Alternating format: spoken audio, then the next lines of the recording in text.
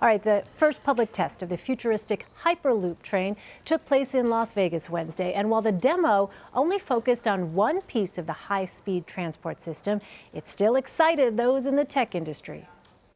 3, 2, 1, start.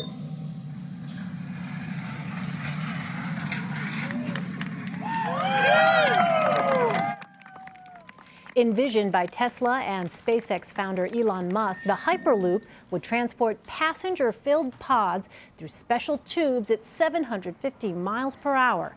Lance Ulanoff, chief correspondent and editor-at-large of Mashable, was at the test earlier. Okay, so Lance, explain first of all what Hyperloop 1 tested, because it wasn't this full test with a pod and passenger dummies, right?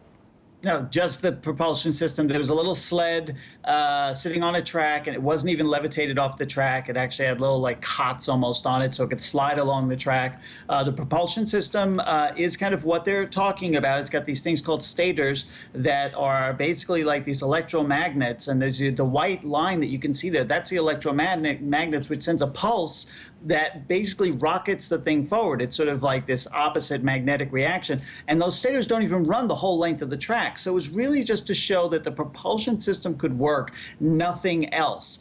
But it's important because it's the first physical test we have of this idea called Hyperloop, this promise that appeared sort of almost out of nowhere from the brain of Elon Musk in a 72 or 76-page document a few years ago. This is only one company, by the way, that is trying to build this next generation transportation system.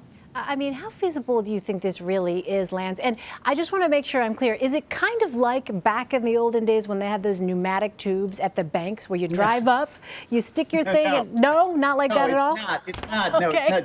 The only thing that connects there is they're tubes. They're tubes. But it is not, a pneumatic tube uses air pressure to sort of shoot something forward. Right. This is actually going to be working against the pressure that could build up in the tube, because one of the things they talk about is when you take a capsule and put it inside a sealed tube, you have to adjust for and deal with the pressure that can build up in front of the tube.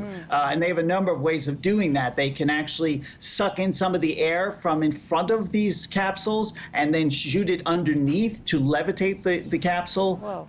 Or they can actually put a number of these pods sort of going into the tube together. And what they do is they kind of help balance some of that pressure that can build up. So it's absolutely not a pneumatic tube. But it is all of these technologies that they kind of have to develop individually and then put together into this system that can allow people to move at near basically subsonic speeds to get from one place to the other much more quickly and maybe efficiently than they would if they were driving or taking a plane, because that's a pain in the neck. So it's exciting. I can't imagine how much this would eventually cost. Is there any kind of time frame about when Hyperloop could be open to the public?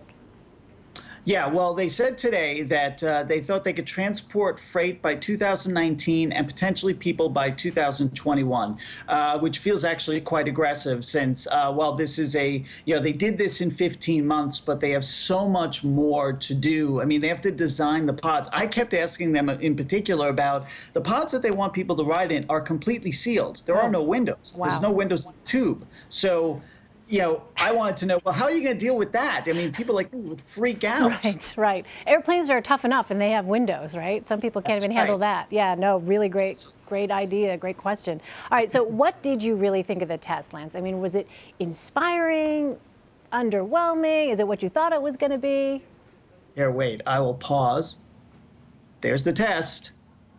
3, 2, 1. It was like 2 seconds. It was so fast that there was a moment where I wasn't sure I had actually seen the test. Right. And, I had to really, the enthusiasm, the only way to get really excited about it was by talking to the people at the company. And they were all beaming. Right. Because they told me it had gone absolutely perfectly. But if you blinked, you literally missed it. And all that, by the way, all that stuff that you're seeing fly up at the end, Yeah. that's really just part of this test. That's a sand area, and there's a couple of little things that stick out of the bottom of it that drag into the sand to slow it down at the end. Eventually, they're going to have a real braking system, which again is something they have to develop. Right, I know. I can't even imagine that. How do you have a braking system test there, 750 miles per hour, if that's your speed? Just incredible to think about. All right, well, I want to see you in there in the pod, Lance. We'll see how that goes. Then, Say, Lance Ulanoff, thanks so much. my pleasure.